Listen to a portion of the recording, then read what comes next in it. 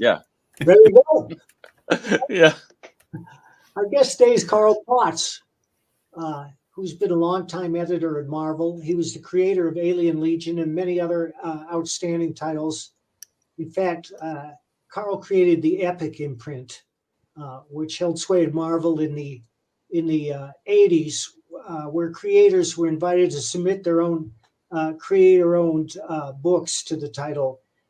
And a number of creators responded with some of their best work. Unfortunately, Marvel no longer welcomes creator-owned books. But Carl's tenure was marked by outstanding storytelling. I remember when he asked me to write The Punisher, he said, the one thing I require is that your stories make sense and that they be grounded in the real world. Carl was also a very talented illustrator who has illustrated several graphic novels, including the one about the dragon. What's that called, Carl? Last of the Dragons. The Last of the Dragons. And since leaving Marvel, Carl has joined the world of academe, and I believe he's teaching. Where are you teaching, and what are you teaching? I teach at several schools. Most of my work is at the School of Visual Arts in New York. I teach both in person and online for them. And I also teach online for Academy of Art University, which is based out on the West Coast. And occasionally I'll do classes at Pace University, Manhattanville College. And I sometimes get asked to give my presentation on sequential visual storytelling at a variety of colleges and companies, including Google New York. I'm actually gave it at MIT, which was very strange. Princeton University, Syracuse. It's strange. When I was in high school, all of my schooling years and through college, saying you were in college was pretty much academic and social suicide. Now, I get asked to speak at MIT and Princeton. It's very strange. Yeah. Do you live in New York? I live north of New York City, yeah. By the way, I need to correct one thing. I did not create the epic line. Archie Goodwin was the guy who started that line. And when Archie left Marvel to go back to DC, I was asked to fill his shoes, which was impossible. But I decided to take it on because I thought there was a good chance that Marvel would just shut the line down unless somebody championed it and took it over. So, well, all us creators who contributed, thank you. Of course, Archie was one of the great editors in comic book, and one of the reasons he was a great editor was because he was a writer first, and he understood the business, and he understood the mechanics of storytelling, as do you. Well, thank you. I hope I know, at least a small percentage as well as Archie did. Archie was like, for those who, weren't around long enough to know Archie and his work, he was probably the most universally admired and liked writer, editor in the business for decades. And universally, I don't know anybody who's ever had a bad word to say about Archie. Either on the creative side or the editorial side or the personal side. I recall you telling me one time that you guys would have games of touch football with Archie. I didn't partake in those, but Archie was an incredible practical joker. There was a period there where, Archie and some of the other editor-writers who would often work late at night on the freelance work at home would come in at, let's say, not normal office hours. And some of the people upstairs at Marvel in the administrative area wanted to enforce more normal office hours. And I think you had to be in by 9:30 or something like that, or get penalized somehow. I don't know what. So that was the stick. The carrot was as if you came in before 9:30, there would be free bagels and cream cheese and all that stuff there. So, and everybody knew Archie, often didn't come in until 10 or so. The first day that was going to happen, I guess it was a Monday morning, they set up the whole bagel thing right outside of his office. And everybody's hoping, Archie's not going to be late and get in trouble. And we're there, putting butter, cream cheese on our bagels and watching the clock. And it goes past 9:30. And we're sitting there, oh, shit, he's going to get in trouble. And right after 9:30, the office door, Archie's office door opens, and he yawns and stretches in his pajamas in the doorway. He got in super early that day just to pull that joke off. That's the kind of guy he was. And anybody who's interested in Archie's writing, I would recommend the Manhunter book he did with Walt Simonson. Classic stuff. That was just, I remember when that first started being serialized in it was like a giant sized dollar book or something DC was doing. They were having a lot of reprints in the back of that thing. And they had like one new Batman story and then the Manhunter backup. And I paid whatever the outrageous amount of money was for that thing, just for that Manhunter backup every month. Wow. It was great. Now, Carl, you started out as an artist. Yeah. Do you still draw? Yeah, but I don't draw a lot of finished work anymore. There's just no time. Most of what I'm doing is demonstrating for students or doing overlays on their work or do roughs here and there. The last bit of work I did artwork-wise that was published by a major company was probably a year and a half, 2 years ago now, maybe. Yeah, the pandemic time thing has me all screwed up. But I did that when Marvel did Marvel Comics 1000 and then 1001. They had a bunch of people do one page that had worked at Marvel. And they asked me to do a single page. So I wrote, penciled and inked a single page of the alternate origin of Peter Parker that went with a what if story I'd written shortly before that on what if Peter Parker had become the Punisher. They presented me with this concept and asked me to write a story around it. So I came up with the idea that in this alternate universe that the spider that bit Peter in that radioactive lab was a thing called a false widow spider, which is I think in the UK and Europe. And it's toxic. And on the back of the abdomen, it has these markings that often look remarkably like a skull. And so I have that be the spider that gets irradiated and bites Peter. And that, with the toxic effect, alters his personality a bit than it normally would have been, making him much more violent prone for a while anyhow. That's so cool. I have follow-up story ideas for that if Marvel ever decides they want to do that. I've put that bug in their ear. You must have heard of Jerry Conway's recent comments regarding the Punisher. I haven't read them, so I don't know for sure. But I know there's been a controversy about the character's popularity in certain ways and all that. And I actually agree with some of the problems. I do not think the police should be using the Punisher icon. The last thing I want my police to identify with is with a violent vigilante. The police are supposed to be part of the balance of power, enforcing, not to be judge, jury, and executioner. And the last thing I want to see is my police cars driving around with a skull emblem on it. I'm also, even though it's probably not quite as bad of an objection, I don't think the military should be using it. That skull emblem, strictly related to the military, its biggest connection would be with the SS, and I don't want our soldiers being associated with the SS. And, a big part of what helped win the peace in World War II was GIs being generous with the locals, with their, handing out Hershey bars and Spam and all that. And, the idea of some GI trying to be nice and hand out to kids, wearing a skull, it irks me. I don't know if we ever talked about it this detailed on Mike, but my take on the character was that he was an obsessed individual who his family had been rubbed out by the mob, and he felt extreme guilt for not having protected his family. So he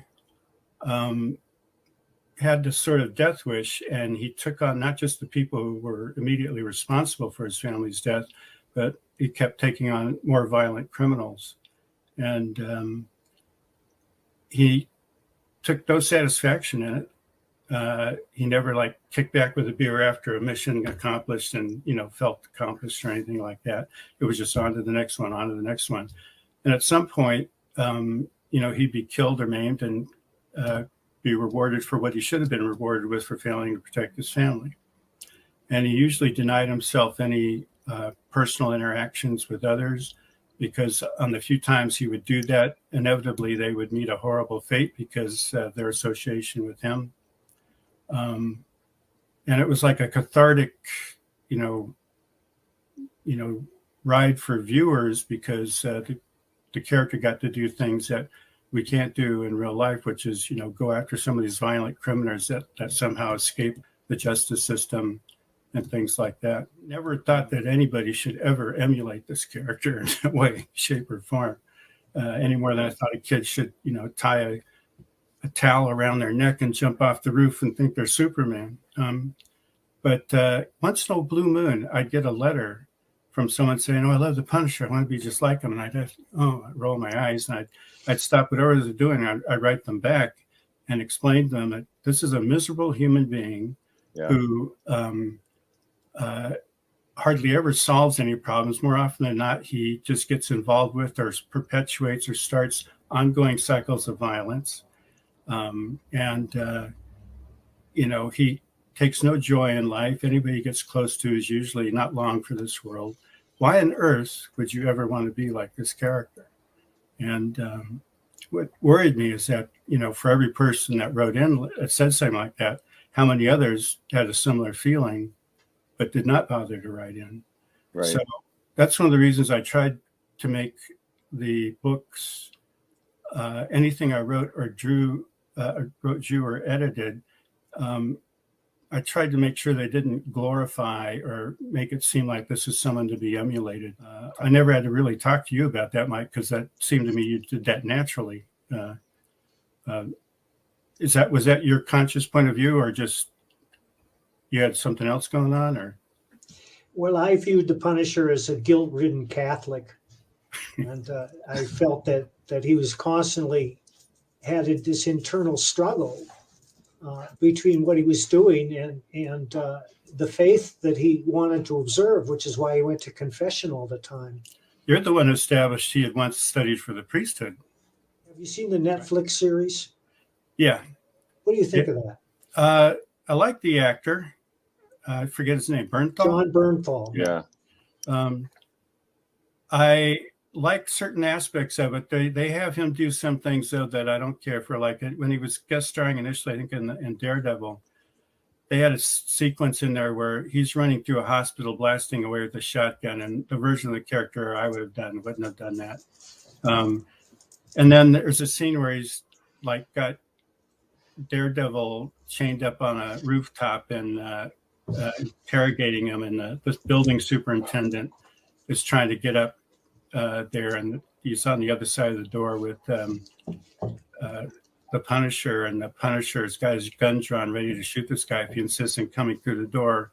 And the only reason he doesn't, apparently, is when he finds out that this guy was a former Marine. And I thought, Jesus, so that's what it takes for you to not shoot this guy. That's not the character, I wanted to do. So there are some things like that would bother me. But all in all, I thought it was a really good, interesting show and take on the character. The one of the seasons, the last episode of one of the seasons, where they're reliving what happened at the carousel before got slaughtered. Actually got asked to be an extra on the set there, and I was there all day shooting over and over, but I ended on the digital cutting room floor. I never was in there. And were they filming in New York? Yeah, it was supposed to be at the Central Park carousel, but it was some carousel way out in Queens somewhere. And they had they'd put up these magnetic flexible signs that said Central Park Carousel or something on it. And if the wind blew too hard, the corner of the magnetic sign would flip up. Oh, wow. And there was a snack hot dog stand there And on the side that was facing the cameras, they changed all the prices to reflect more like a couple of decades ago prices. But if you worked around to the other side, the working side, you could see all the real prices. That's funny. It was pretty good. I do think that the Netflix show was probably the best depiction of the Punisher on film, and that the 3 movies that they made were all misfires for one reason or another. And it stymied me because it seems to me the Punisher is a very easy character to get right. I agree. Well, you know, it's weird. I do agree, but I also think it's strange because he's basically almost a 2-dimensional character, not a 3-dimensional character. Right. And ironically, that's harder to screw up a 2-dimensional character than it is a 3-dimensional character. Yep. And I think in the movies, that first one, the original script was much better than what showed up on screen. It was written by Boaz Yakin, who I have a lot of admiration for. Oh, I know Boaz. Yeah. And it was rewritten. You know, a new director came in, it was rewritten and all that. And, you know, the idea of Dolph Lundgren just didn't sit with me. And it was filmed, I think, in Australia for budgetary reasons. And you're supposed to be like sitting on a motorcycle in Coney Island and there's palm trees in the background. It's, but it just, the one, I forget the name of the main heavy in there, that actor. He was the only really good one in there. Second one, Thomas Jane, I like him. He's an excellent actor. But that movie made no sense whatsoever. No, it didn't. But there's no internal logic in that film. There was problems with that last one too. I like that actor. He was from Ray Stevenson. I thought he was the best of the Punishers. He was in Rome, right? Yes. Yeah. But it's like, you know, he's living in the subway in this area that you're not supposed to be able to get into, and apparently everybody can walk in there whenever they want. Yeah. So, you know, I like stories like Mike said with, you know, strong internal logic that your suspension of disbelief isn't constantly being tested by superfluous bullshit and illogic and so on. I think that's essential to good storytelling. That you have to draw the reader or the viewer in to a point where he believes utterly what he sees, that if it didn't happen, it could happen. I think that's the key to good storytelling. And my taste in cinema these days is I have to believe that this story could happen, but that leaves room for a huge range of movie types. For instance, Aliens. I love Aliens because I believe it could happen. Yeah. Aliens is great. Also, the dynamics of the you know, that group cast in there, that ensemble cast is just awesome. Superb. Yeah. Interest in the Punisher remains high. I don't know if you're aware of this, but there are at least 3 Punisher groups on Facebook, and they're all active every day. I don't know if you ever check them out, but they're crazy for anything Punisher, and they're all weighing the latest issue that came out by Jason Aaron. I haven't read it. I didn't read a lot, but I mean, you probably are aware of this, Mike. I'm not sure if the readers were, but there was a period of time when I was editing the Punisher, and then when I was going to write and do the layouts for Punisher War Journal, Marvel had what is normally a very good policy that if you're a staff editor, you can't edit yourself, which I think is a great policy, except that the only editor that had room in their schedule to take on another book was this editor who I felt should never have been promoted to begin with. I thought he was pretty clueless. And initially, I got no feedback at all from him. So I would give my plots to Ralph Macchio, and Ralph was the uncredited plot editor on those stories for me. He challenged me and give me feedback, and I'd go back and forth with him. And then eventually that editor, who was supposed to be the official editor, decided he needed to earn his pay. So he started making changes for the sake of making changes, and 6 of one, half a dozen the other, if you were lucky, kind of changes, and sometimes detrimental ones. And he didn't have like that point of view I was talking about earlier on the character. He didn't have that nailed down. And there were a lot of people doing a lot of Punisher stories there, and the ones that like Mike and Chuck Dixon, who had a good handle on the character. You know, their stories turned out good, and a few other people, but there were others that he let write things in there that I think really took the character in the wrong direction. He basically took a thriving franchise and drove it into the ground. That's just my slightly subjective point of view. Was that the editor who took over for you while I was working on the book? Correct. I was gonna pull us out of that if we didn't. But I will say, and I feel like that this is kind of what you guys did a little bit. But I do like the fact of like viewing him as kind of like more of like a tragic character and more like almost like a Shakespearean tragedy. But it's almost, and this is one of the things that I got as soon as I heard the music in the show, was it was very cowboy music.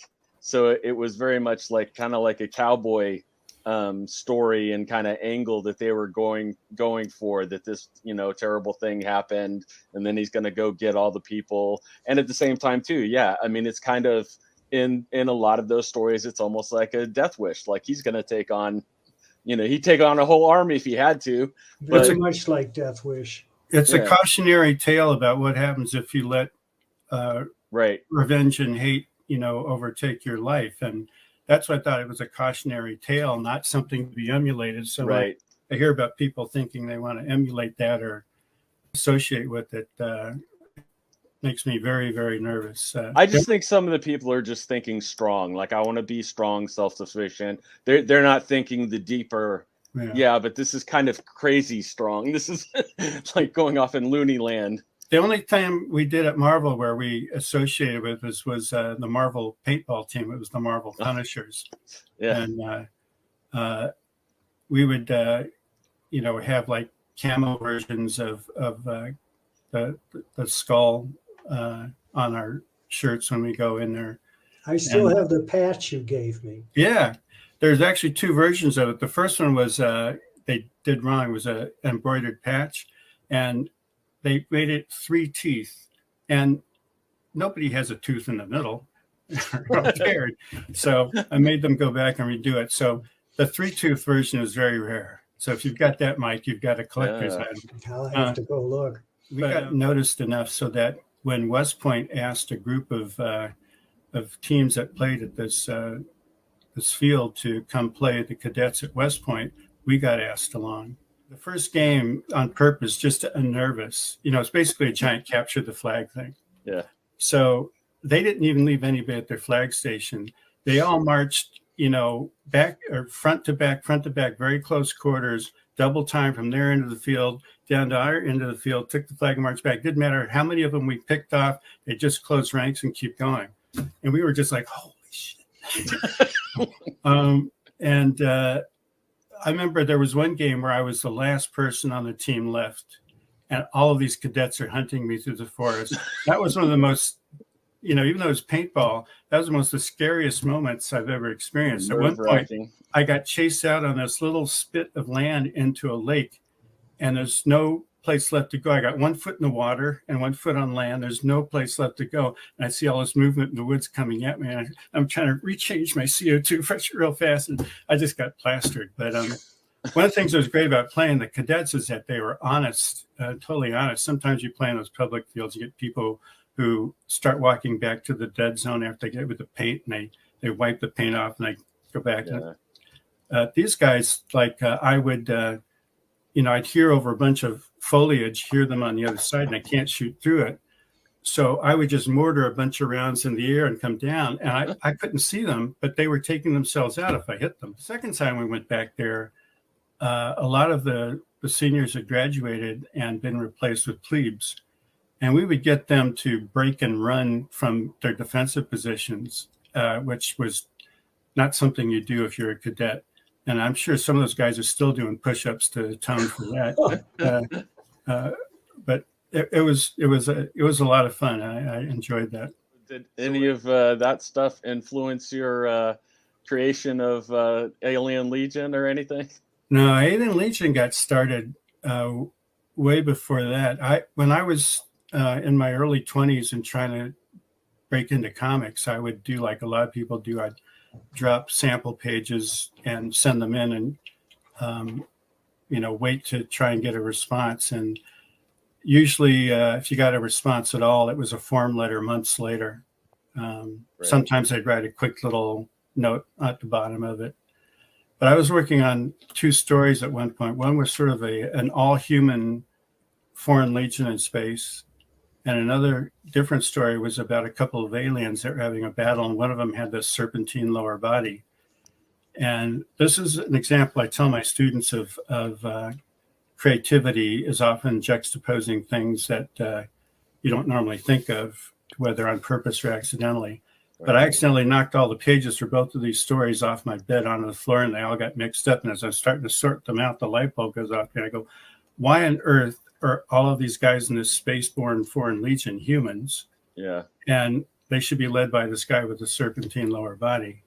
So that was always knocking around in the back of my head for a long time. I never had time to really do a whole lot with it until I got to Marvel. And even then, I was so busy editing and drawing other things that I ended up teaming up with Alan Zalnitz and Frank Sirocco to bring out that initial series. That's it. I've got Oh, nice. a Saragar enamel pen. Oh, cool. There, I'm gonna get some more made. If you see me at a convention, come up. I'll give you one. If it does work out, that would be for a movie and not a TV show.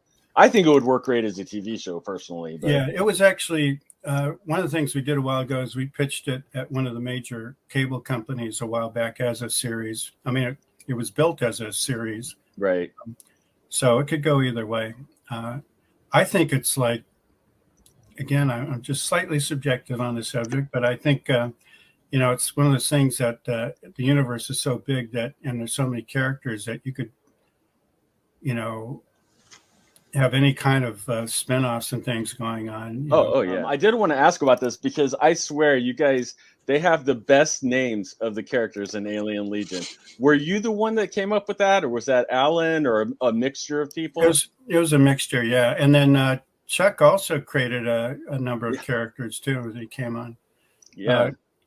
But which names stick out to you? Do you recall? Oh, it just obviously. Let's see. I mean, Jugger does, but like even like Miko, it's like that's perfect for his it fits his character in Saragar, and I just remember like every time that there would be like a new character or a new name or whatever, I was like, where did they come up with these names? Like these names are perfect, and they're not like, because a lot of times it will sound like, oh well, that could be in Star Trek or Star Wars or something, but it's like, man, these sound like these characters. Like this is, I don't know. I was impressed. Miko, I can't remember. I think that might have been Alan Zalnitz, but another kind of Hollywood side story. There was when it was optioned at Dimension many years ago, they hired a really good writer to write it, but this person had written a bunch of stuff that wasn't science fiction, and I thought he didn't handle science fiction well. Right. But he took the name Miko and made it this really badass person. I'm going, that's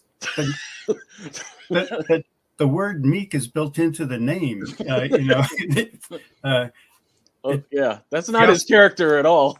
He also, created a group of bad guys called the Horde, which had 4 people in it. I've never heard of a Horde with 4 people.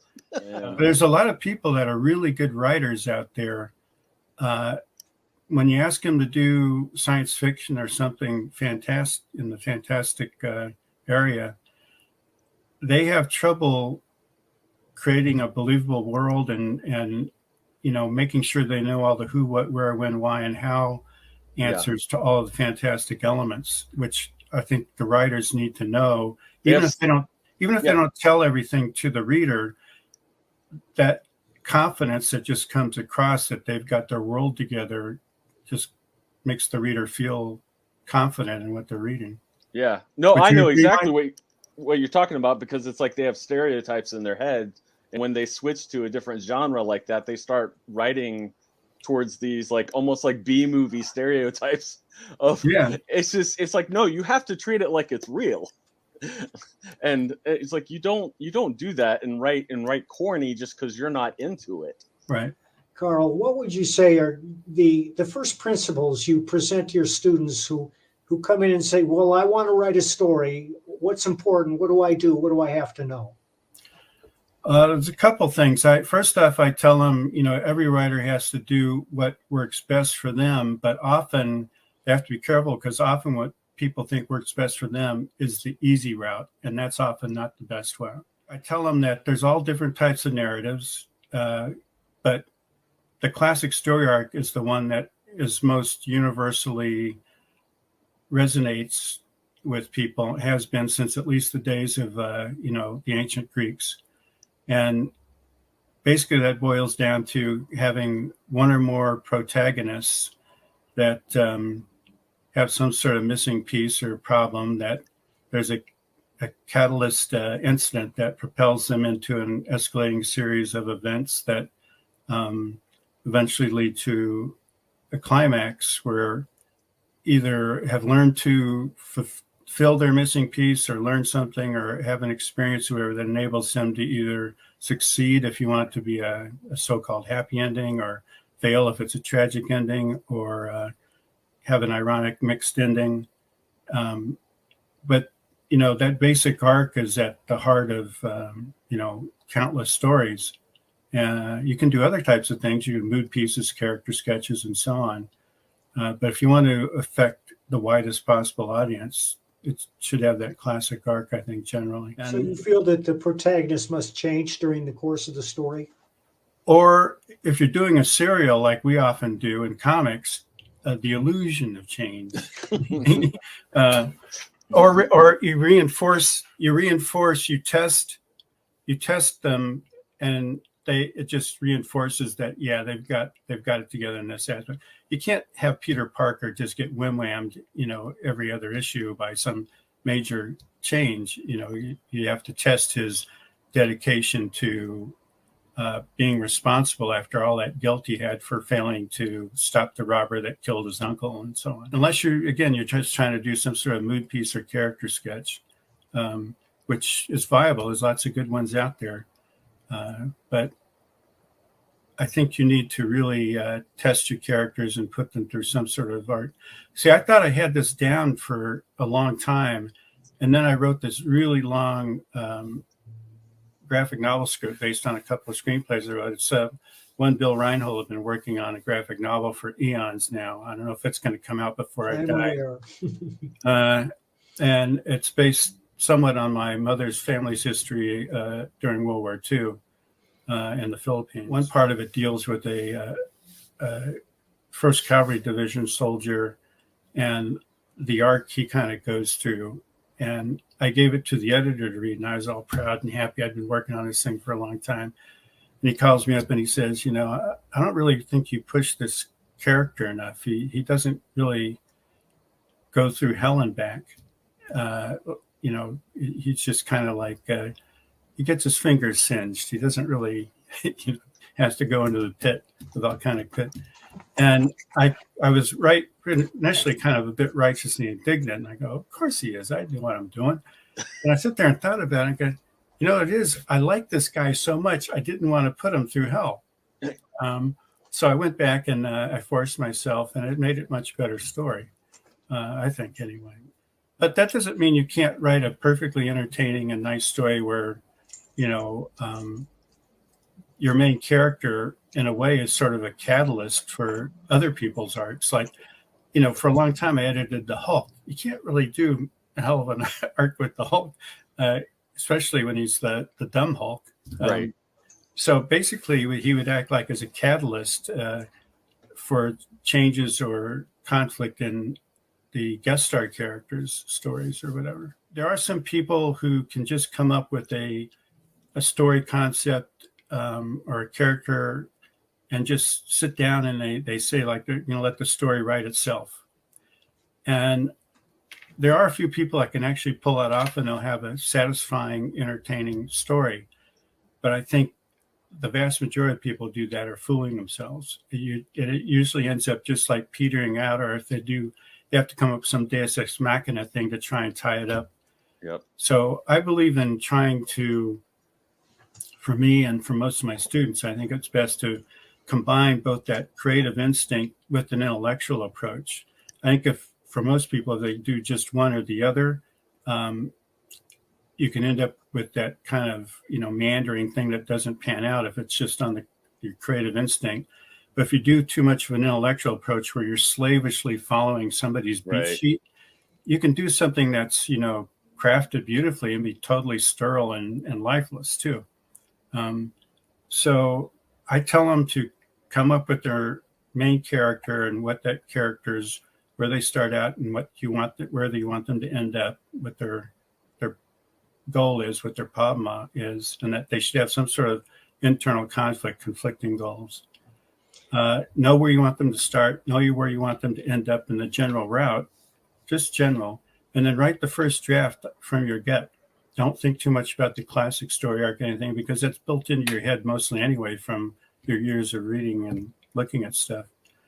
But write that first draft from your gut. Don't worry about beat sheets. Don't worry about any of that stuff. And then go back and compare what you wrote to a classic story arc, whether it's the writer's journey model or the Save the Cat thing or whatever is popular at the moment, and see where your story diverges and ask yourself as honestly as possible, would my story be better if I did make it adhere more tightly to a classic story arc, or did I come up with something new and different that really works for this particular story? For me anyway, more often than not, I have to say, Jesus, it would be better if I adhere more to the classic story arc. But once in a while, that's not the case. And the only way you'll come across that is if you're not slavish to a beat sheet or an arc in that first draft. You got to be able to write it, from your gut and explore things. An example I use is like, say the character is going to be me. I know me. I'm originally from the San Francisco Bay Area. I decide I'm sick of New York. I'm going to drive across the country and go back to the Bay Area. So I know me. I know my goal. I know where I'm going to go, and I'm going to plan to take Highway 80. It goes right across the country, across the Bay Bridge in San Francisco, right? So I write the first draft, and so it'd be like driving, and I, stop somewhere and meet somebody that I wasn't planning on it and have interaction or an adventure there. I see a sign for, a museum of the world's biggest ball of yarn or whatever the hell it is, and go there and as I'm going near Chicago, I hear on the radio that my favorite all-time band is going to reform for one night only in 4 days. So I end up hanging around Chicago for 4 days and having adventures I didn't plan on. But eventually I keep going back to Highway 80 and going, towards the west. And somewhere along the way, someone says something to me that makes me realize that all the things I like about San Francisco, I like the weather there. Unlike Mark Twain, I like the weather there. I like, the music scene. I like the culture. I love Golden Gate Park. It makes Central Park look like a desert. And I like the fishing. I've got relatives and friends out there. So I'm going to move back there. But as I'm driving across the country, someone makes me remember that I hate those goddamn hills. They drive me nuts. The stop sign is right before the apex. And if you're driving a stick shift, oh my God. And I hate walking them and all that. So all the things I like are further down the coast without those hills in the Carmel, Monterey area and all that. So I end up moving down there. But the only reason I moved down there is because my original target was San Francisco. So everything happens in context to get me to where I'm going. If I just got in my car and started meandering across the country towards the west, I might have an interesting incident or two, but I'd just be meandering around. It wouldn't hold together, and it would probably just fizzle out at some point. So that's why I think it's best to combine that creative instinct with that intellectual approach, at least for most people. But there are always, outliers that can pull things off that I can't comprehend on both the art and the writing side. You guys familiar with the Korean artist Kim Jong-gi? I am a little bit. He's the guy that just starts drawing and never lifts his thing from the. Yeah, I've seen him work. He must be a mutant. I mean, I can't comprehend how he does that, because I thought at first when I saw the videos that he must have blue pencil on the wall that the camera isn't picking up. But I saw him do it live. And there was nothing up there. There's this giant wall, and he'll go over here and do a little bit over here and a little bit up there, a little bit down. And eventually it all comes together in this amazing fisheye perspective that I'm just flabbergasted at. I can't even comprehend pulling that off. So the same thing with writing. There sometimes people can do things in writing, but I think they're pretty rare. So I think that method I just outlined to you probably works the best for most of my students. For a long time, I would just sit down and wing it. And that's how I wrote comics for 20 years. As you knew, I would sit down and I'd draw the page out on a legal pad, start with the first panel. And I'd think, well, how do I begin this? How do I grab the reader's attention? And then when I had that first panel settled, I'd look at the second panel and ask myself, well, what happens next? What's logical? What continues the story?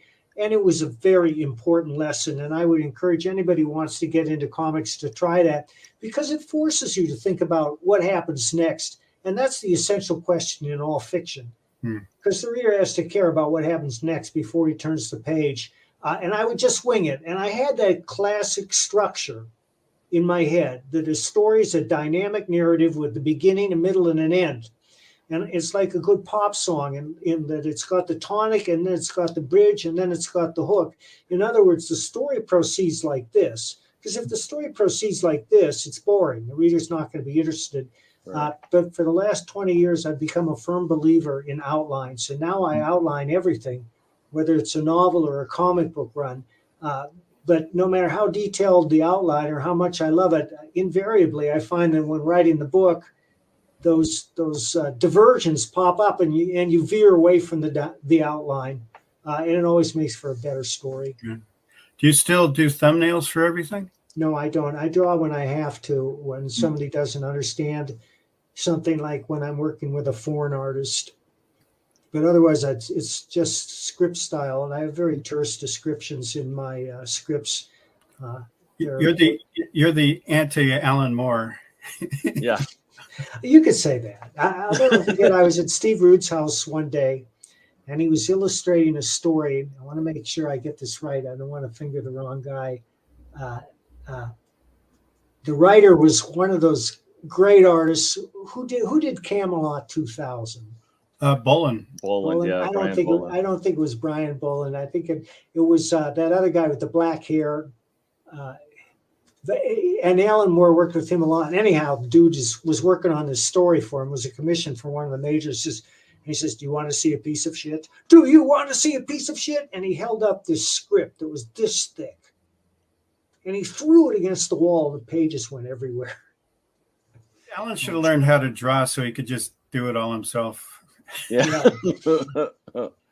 Yeah, there's, and I've seen scripts because a lot of people will, I try not to do this, but I've seen scripts where they put a lot of like links in the script where people can click to follow for references for art. But I mean, I've seen where they have like 200 links like from them to follow on. Like, that's insane. Yeah. I do that, but there's maybe 3 links per script. Right.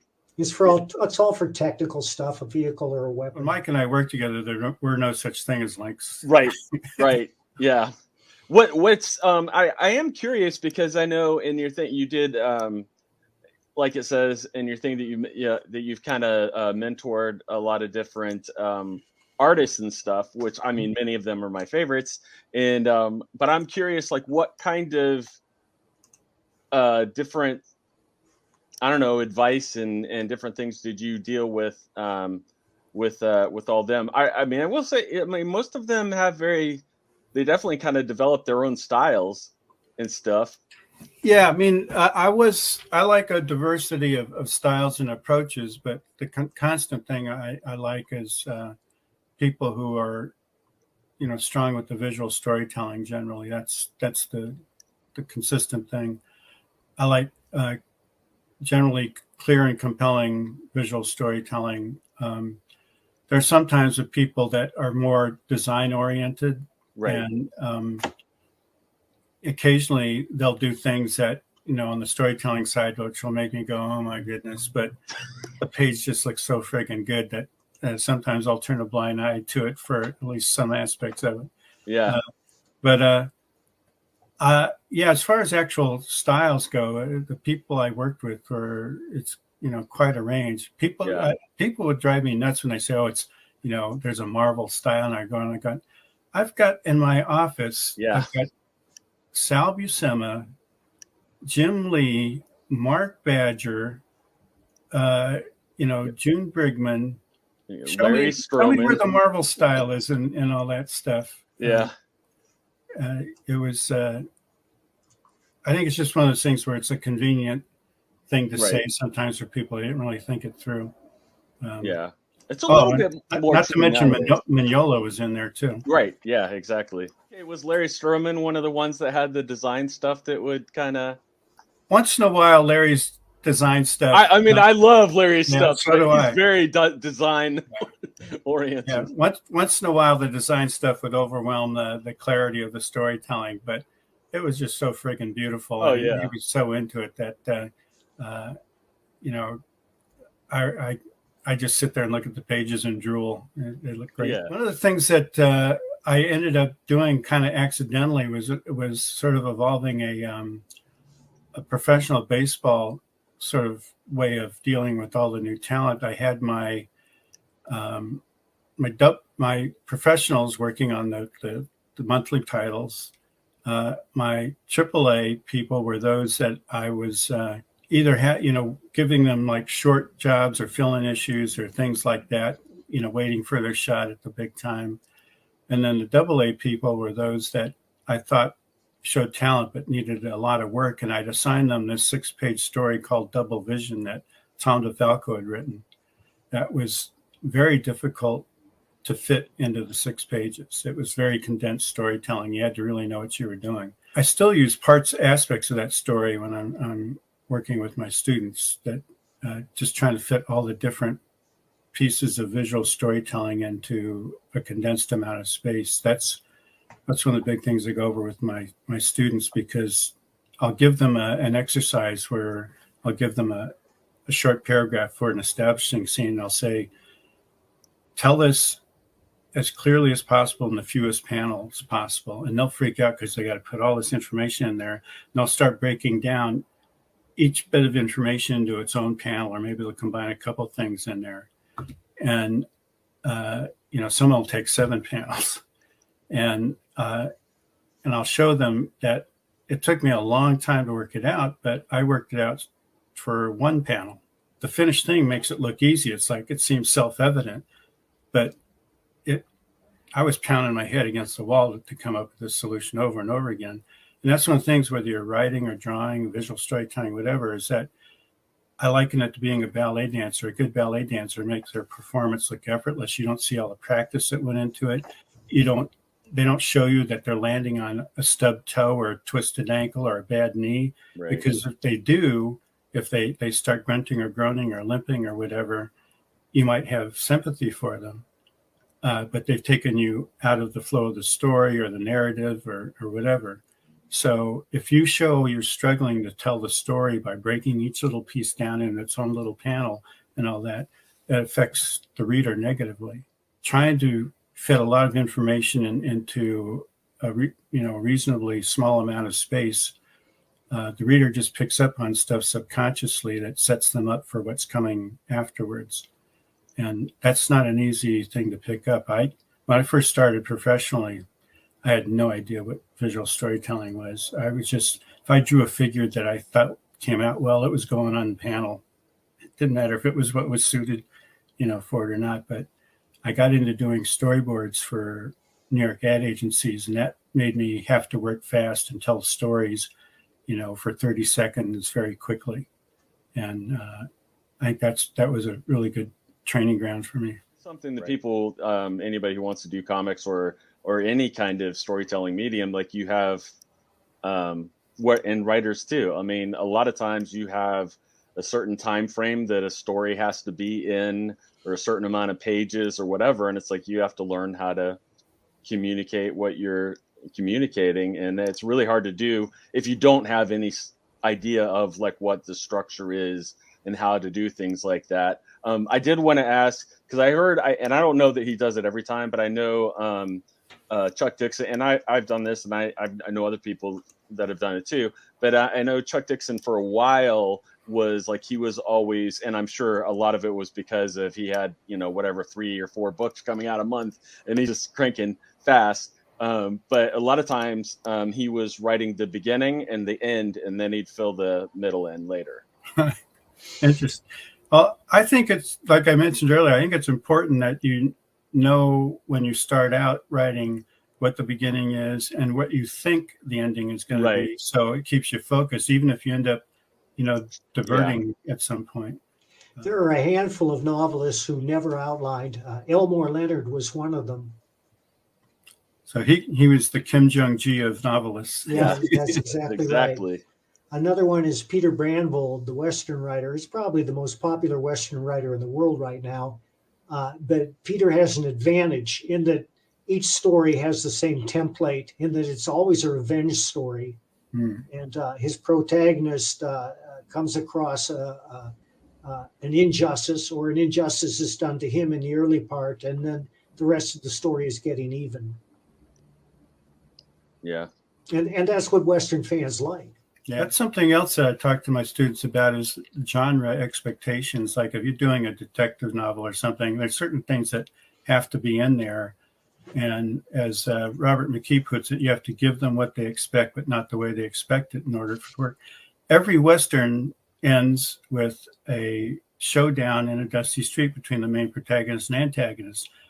It's hard. I can't even name a Western where that doesn't happen. Sometimes there's slight variations, like The Good, Bad, and the Ugly. It's a three-way showdown in a cemetery, right? So not that much difference. But so if you don't do that, the Western fan is going to be pretty unhappy. So your job is to give them what they expect, but not the way they expect it. One of the things I show my students is I show them the climactic scenes for Yojimbo, and then I show them how they got ripped off for A Fistful of Dollars, and how even when you're ripping off someone else's story, if you give it to the audience in a way they don't expect, it's entertaining and it'll work. Which reminds me of the old axiom: there are only 7 plots in the world that are done over and over again. And I must also point out that Yojimbo was based on Dashiell Hammett's Red Harvest. For real? Yeah. Wow. What year was that written? Oh, it was in the 30s. Wow. Now, you should read it. It's a terrific book. Huh. Same plot. Yeah. An outsider comes into a town with 2 warring clans, and he plays one against the other to get what he wants. But they don't always work out when they do. There was that one with Bruce Willis about down in Texas and Mexico or something like that. Last Man Standing. That's right. Yeah. You think you'd have all the ingredients there for it, the setting and Bruce Willis. You should have all the ingredients for a memorable film. But this movie is a gangster remake of Clint Eastwood's A Fistful of Dollars, which is a Western remake of Yojimbo, which is a samurai adaptation of Dashiell Hammett's Red Harvest. You ever look to see if Dashiell Hammett was influenced by anything? Plato. Could have been, but he was kind of an original, and he and Raymond Chandler invented the modern noir detective novel.